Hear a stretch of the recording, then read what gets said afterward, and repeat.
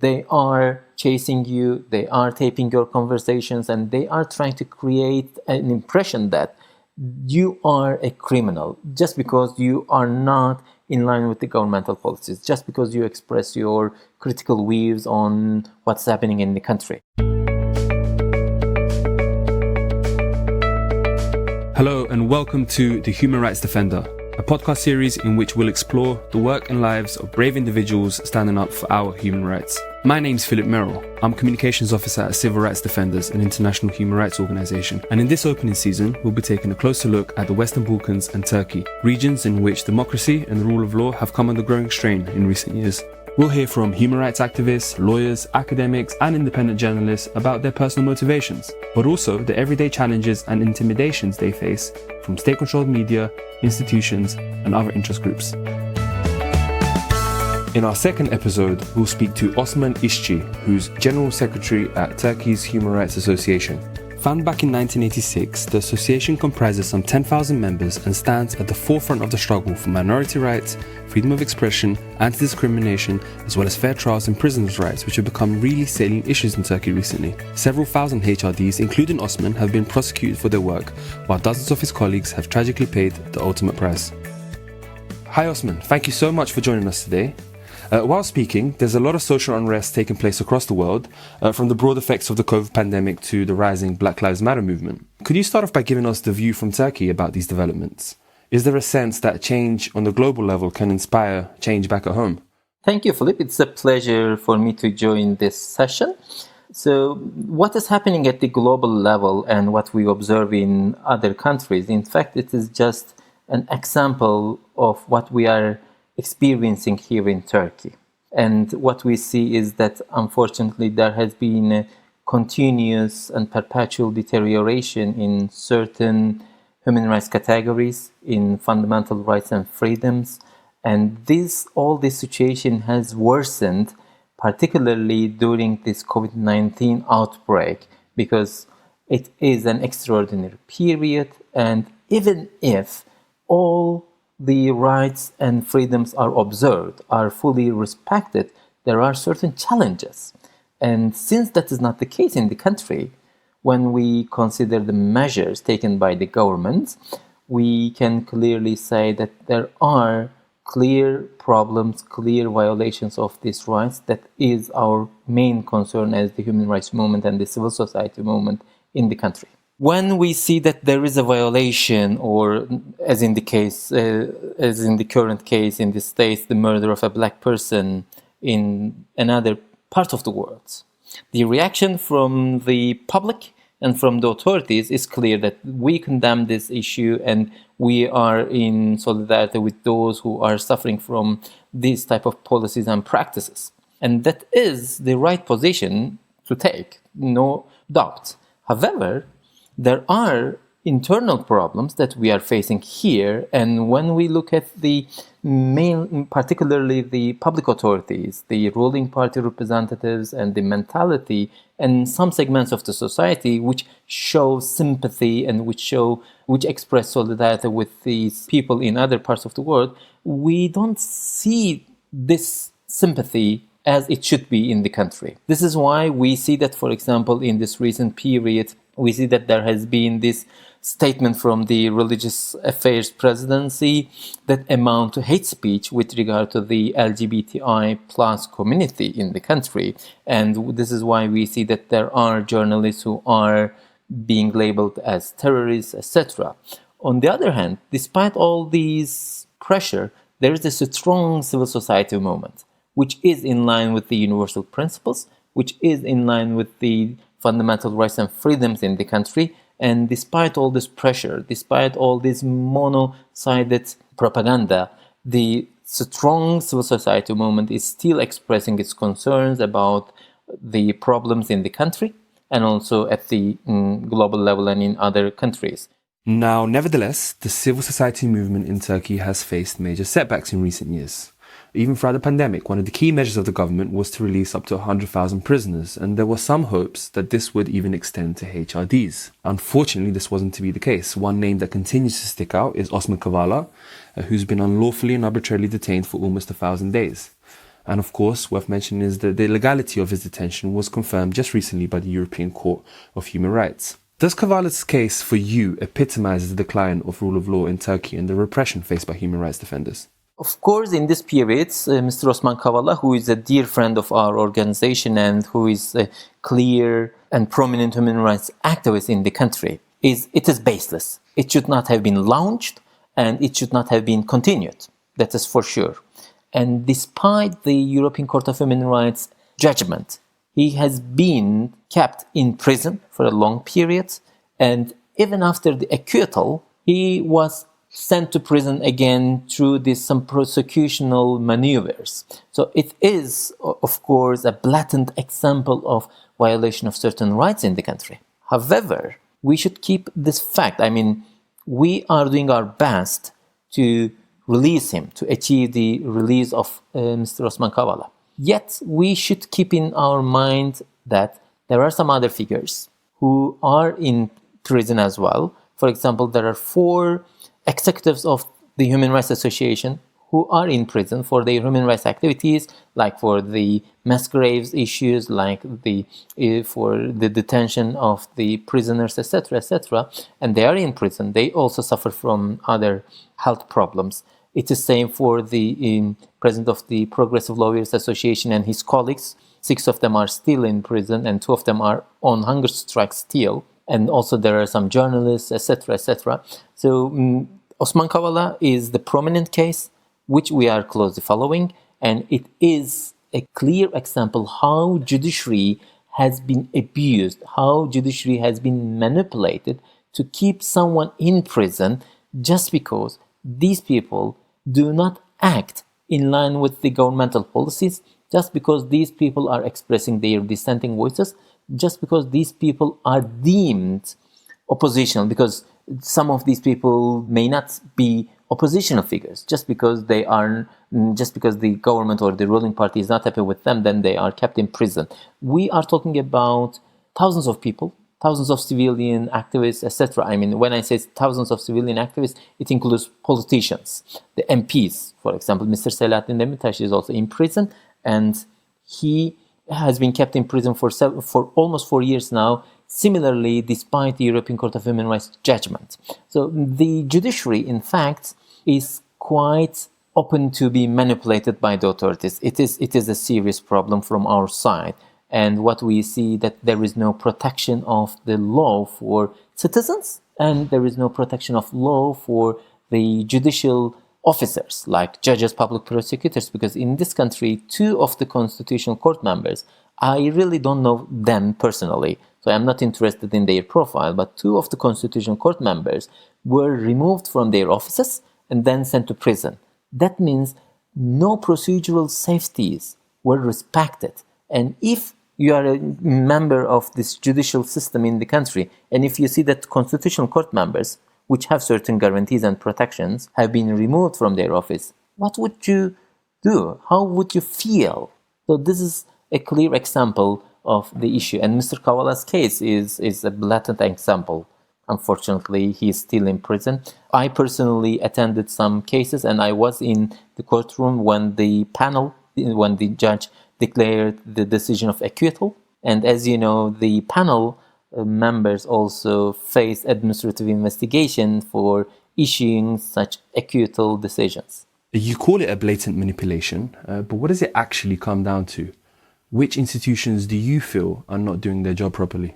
The issue is there are certain problematic provisions in the legislation. I mean, the definition of terrorism in the anti-terror law is quite vague and it's quite broad. And this fact has been criticized by the Venice Commission, which is the legal experts body of the Council of Europe, and it has been criticized by the Commissioner for Human Rights at the European Council and also the UN High Commissioner for Human Rights, etc. So the vague definition and the broad definition of the terrorism is a problem. However, the problem does not stop there. The problem is that this vague and broad definition of the terrorism has been manipulated by law enforcement officers, So they are chasing you, they are taping your conversations, and they are trying to create an impression that you are a criminal just because you are not in line with the governmental policies, just because you express your critical views on what's happening in the country. That has been the case for Mr. Demirtas, Mr. Osman Kavala, and all other colleagues and friends. So the issue is there is also a media aspect, because there are some media outlets which are acting like a body of the ruling party. They are targeting certain people. They create certain image that these people are problematic, these people are illegal, etc., etc. Then after this image has been created, a criminal prosecution is launched by a public prosecutor, which is quite easy. Then you are taken to the judge, not a court. You are taken in front of a judge. Only one judge decides you should go to prison or not. And in this period, what we see that there is no specification of any evidence. In this period, what we see that any activity that that people are carrying out may fall into the category of terrorism. The problem is not limited, as I said right before, is not limited to the anti-terror law, because there are certain problematic provisions in the Turkish Penal Code and in some other laws. For example, there is a provision which says one shall be sentenced as a member of an illegal organization even though he or she is not a real member of it. Just because these activities are deemed as terrorist activities, he or she shall be sentenced as a member of the organization. Can you see the irony here? Even the judge, even the legislation acknowledges that you are not a member of that organization, but still, just because your activities are not in line with the policies, the current policies, then you are sentenced as a member of the organization. The problem is, in this respect, it is quite arbitrary, it is quite selective and subjective. And when we ask these questions to the public authorities, when we raise our concerns, like any other international human rights bodies, they say there is no one in prison for journalism, for journalistic activities. That is correct. Yet, all these activities are journalistic activities. All these activities are civil society activities. All these activities are legitimate and ordinary democratic activities. This is how the system works. And when you are in prison, then there is no way to get out unless you are really stay there for a long period, which is satisfactory for the rulers. You yourself have been imprisoned. You mentioned some of the tens of thousands of academics, journalists, policymakers, several colleagues of yours that have been detained on such dubious charges. On a more personal level, what was it that motivated someone like you to commit your life to a cause that endangers your freedom and your well-being? I personally, I'm Kurdish. So I was born into a home where we suffered a lot just because of our ethnic identity. For example, we were living in a city. We moved from our hometown to another city called Mersin, and some house owners didn't want to accept us as the rental. So we didn't find any place to rent. And of course, in my early childhood period, I suffered a lot in terms of my language, in terms of my education, etc. Because when I joined the primary school, I realized that this is not my main tongue, this is not my mother tongue, but I have to learn another topic, another language. And then I did. So in my early childhood period, and even as a teenager, I had mainly some concerns about my own rights, mainly from a political perspective.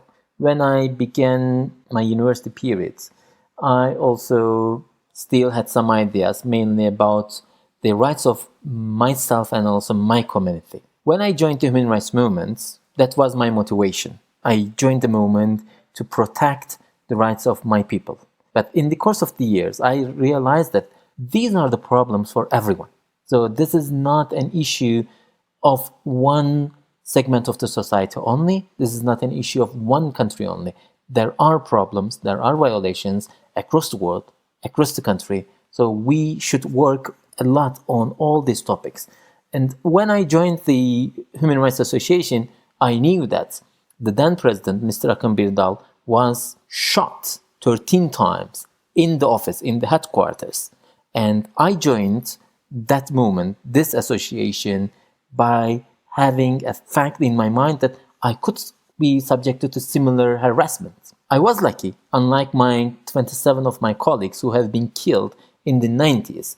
I was lucky because it's a period of judicial harassment, not killing human rights defenders. So otherwise I could have been killed if I had joined the human rights movement in the 90s. Then I personally was sent to prison, but my key motivation is, despite all these repressive policies, despite all these coherent policies and practices from the government side or from the oppressors, we are stronger.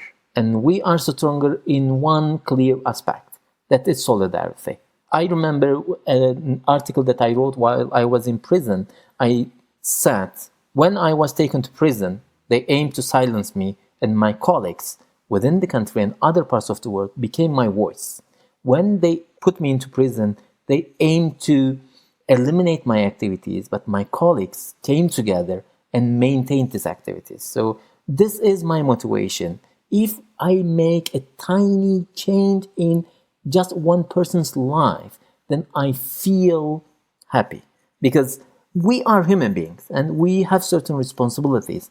Happiness is not an issue that we can achieve in our personal life only. So if we act together, this is a human rights movement. We are not an organization only. We are a movement. We are struggling for the rights and freedoms for everyone in the country because we are the main responsible citizens in this respect. And if we achieve one day, which I certainly believe we will, then we can work on the situation in other countries. We can share our experience as we are benefiting from the experience of other countries in terms of conflict resolution, in terms of how to protect and how to promote these principles, etc. So this is my motivation, my personal motivation, and it is a totally voluntary movement in the organization. We are 35 in the executive committee. None of us get any money, and on the contrary, we make certain expenditures and we cover all these costs from our own cost. Of course, we have some funds from the European Commission for some projects, but these are mainly for the staff. We have nothing in this respect. So it is a voluntary movement. We are committed. This is the key issue. It is not a profession. This is a lifestyle for me and for my organization.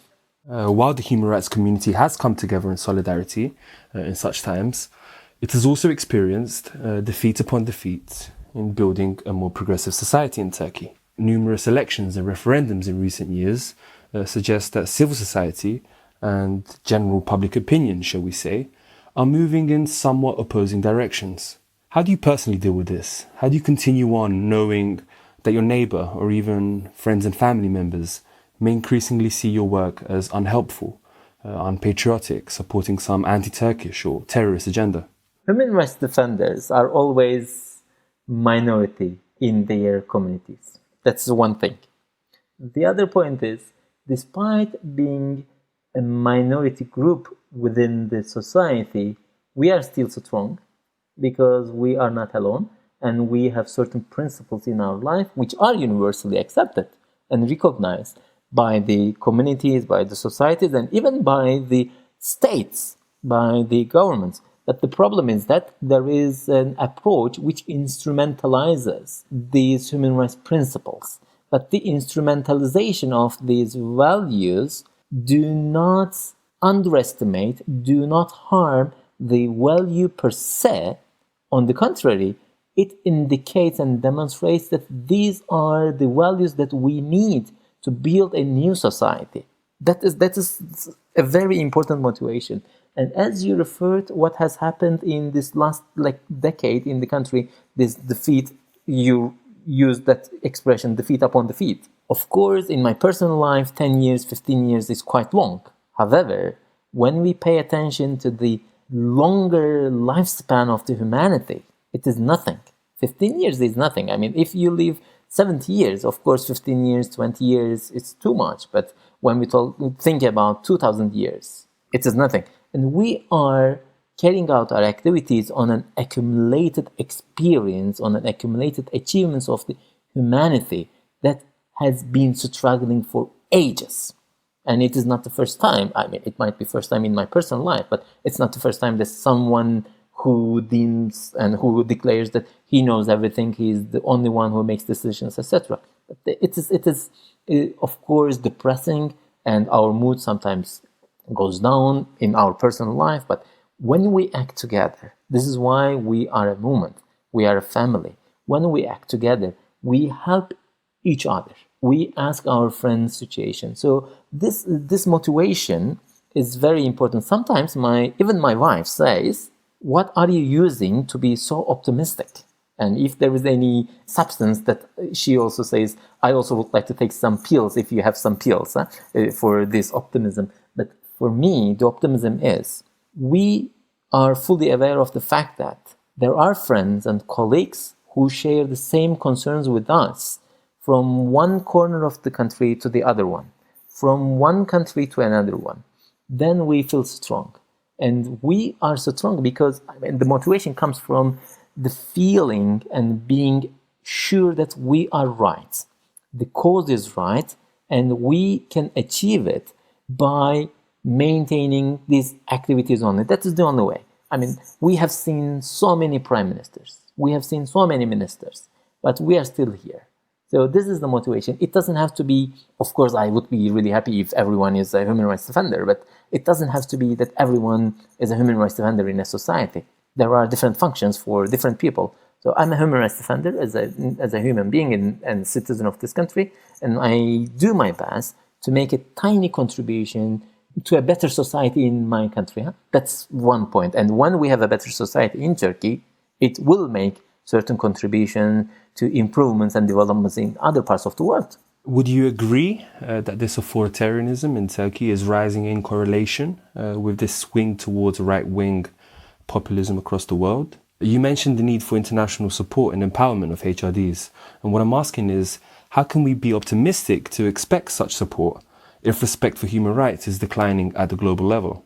The issue is we observe some problems and we document some violations in the country, in our society. Then we share these reports with the international human rights bodies and international human rights movements. Of course, sometimes it takes time to be on the same page. For example, when we raise our concerns about curfews and when we launched the peace petition as the academics of this country, we said we will not be a party to this crime. We suffered a lot for this activity, but after 11 months, the then Commissioner for Human Rights, Niels Muzinex, in December 2016, we launched our petition in January 2016, and he launched his memorandum in December 2016. He shared the same concerns. So it took 11 months between us and him. He is the human rights officer, the key one for Turkey as the Council of Europe member. And then the then UN High Commissioner for Human Rights, he launched his reports with same concerns in March 2017. That means 15 months later than we launched our petition, and we as the human rights movement shared our concerns because the Human Rights Association has documented all these violations during the curfews, etc. So it took 15 months. This gap is 15 months. However, there is another gap between these human rights officers and the key decision makers. For example, even after the UN High Commissioner for Human Rights launched his reports, the UN General Secretary said almost nothing about the problems in Turkey. The UN High Commissioner said his team was blocked. The UN General Secretary said nothing. So the key issue, in fact, is related to the gap between the human rights movement at the international level, including human rights bodies, and the key decision makers, this UN General Secretary, Council of Europe General Secretary, or some other bodies.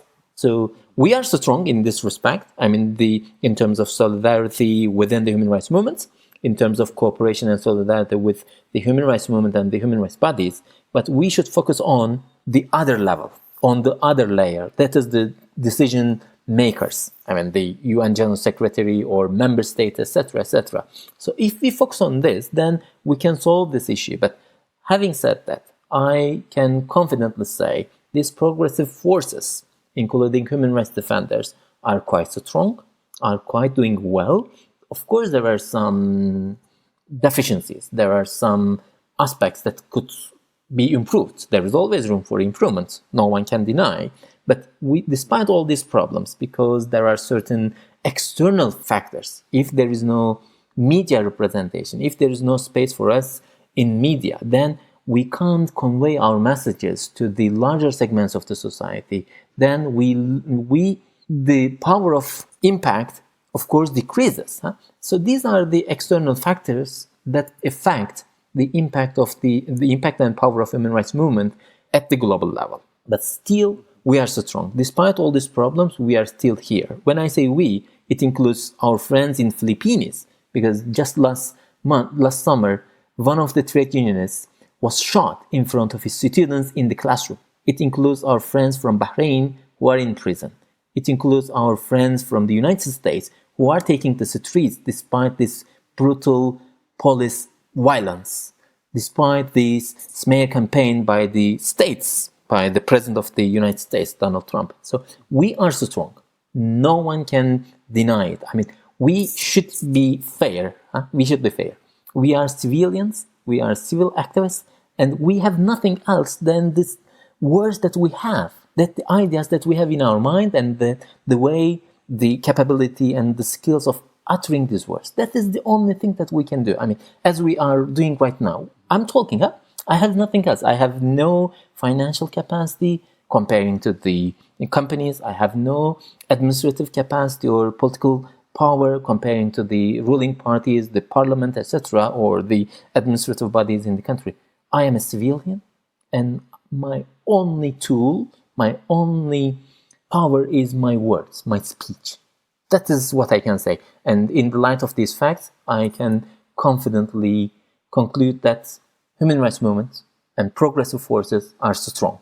What can the human rights community do to be less simply reactionary to such trends which are out of its control, be it global or national, and actually become the initiator or catalyst for change? We are reactionary. I mean, when I say we, I'm referring to the human rights movement in the country, but it can be applied to other human rights movements in different parts of the world, particularly in conflicting zones. We are reactionary because comparing to the capacity of the governments or companies, which are also violating our rights, we have lower capacities. And in this respect, unless there is space for us to think about more creative ways to build a new society, to introduce new values, etc., we are reactionary, because that is what they aim. I mean, they want to keep us busy with many violations, with many incidents, so that there will be no way to talk about something better. We are talking about what is happening, then we are talking about what should be done now. There is no way to express our ways, our recommendations for a better society. I mean, in my personal life, dealing with all these issues, for example, I haven't written any substantial article or book for last 2 years because of dealing with all these problems in the country. I mean, I'm writing some weekly articles or some articles to deal with some analysis, etc. But lots of things in my mind. I'm thinking about how to analyze the human rights movement's history in the country, the relations between the human rights movement and other movements like the youth or environmental movements, animal rights, political life, etc. But I don't have time to concentrate, to focus. And I am sure that this is the case for all other colleagues, because I have to go to courtrooms every day, almost every day, to monitor some cases, to show solidarity with the colleagues. I have to write some press statements to react what is happening now, what just happened yesterday, etc. So there is no time to think formulations, and there is no time to think about recommendations, etc. This is why we are reactionary. But we, of course, we trust a lot in young activists who are quite creative. I mean, I was young maybe 20 years ago. but not now. I'm almost 40. So we trust a lot in young activists who shows us some ways, like these YouTube channels, like these podcasts, because it was not the case a few years ago, or using Twitter, social media. But we still should find more creative ways how to reach decision makers, how to reach policy makers, how to convince our colleagues, how to convince the stakeholders and our counterparts. That is very important, because we don't have any problem with people who think same with us, who share our concerns. The key problem is how to broaden the impact of our activities, how to reach the larger segments of the society. We should think about these issues. However, under the current circumstances, it is not an easy task for most of the human rights movements across the world, particularly in conflict zones. If you are living in Afghanistan, if you are living in Bahrain, Egypt, Turkey, Philippines, or some Latin American countries, or if you are living in Hungary, Poland, then you have certain problems to build coalitions, to think about your solutions or the recommendations as part of solutions. A final question, and that's, when you look at future generations, are you confident that youth in Turkey are starting to accept the values that you have fought for so hard, that they're willing to stand for them and perhaps themselves aspire to become human rights defenders one day? Well, I'm quite optimistic. Because I receive lots of applications to make contributions to our organization as an intern, as a voluntary, or as activists. I receive lots of applications from different parts of the country and from different parts of the world. So I'm quite optimistic, and we trust in this youth because this is the only way. And we are not, as I said, it's not a traditional organization. It is a movement that we are talking here in the Human Rights Association. So we are quite optimistic. And when I look at the profile of protesters or those who express their views, I see that young generation is quite active in this respect, maybe because they are skillful in using social media, etc., but mainly because they are aware of their rights. I mean, for example, comparing to 30 years ago, if I had been a young activist 30 years ago, and if I joined the Human Rights Association at that time, the association would have only 4 years experience. Now it is 34 years experience. So we have experience. So we share our experience with the community, with young people, and they are willing to join us. It is very important. And this is the key source of motivation and inspiration for me to be an activist in this country and in other parts of the world. I mean, if I go to China, most probably I would have problems with the Chinese authorities for defending the rights of people from some other parts. If I am in the States, then I would have problems with the authorities for defending the rights of black people. And it's same for Egypt or for Bahrain or for Germany. If I'm in Germany, I would defend the rights of refugees. Then I might face some problems, some repression, etc. I'm an activist here in Turkey, or it might be somewhere else. But the key issue is young people are quite aware of their rights, and they are willing to join the human rights movement. They are willing to join the civil society movement, which is very important. It doesn't have to be human rights movement. If they join the civil rights movement, civil society movement, they can defend and protect the rights of environmental issues, animal rights, economic and social rights. It doesn't have to be a traditional organization, because all these efforts in the end make a contribution to have and build a better society. Thank you, Osman, for such a personal and explicit depiction of the situation for HRDs in Turkey. Thank you also to those listening. Through our office in Istanbul, we as Civil Rights Defenders are engaged in many of the issues that we have discussed, so please do follow our website and social media pages for upcoming developments. Before we go, worth mentioning, together with the Human Rights Association and 20 other civil society organisations, we are part of the Solidarity for Human Rights Defenders network in Turkey, through which we advocate for the respect and protection of HRDs. In particular, next month we'll be marking the 1,000 days of Osman Kavala''s detainment, which was mentioned throughout this episode. So please, watch this space, spread the word, and join us in calling for his immediate release. Thank you.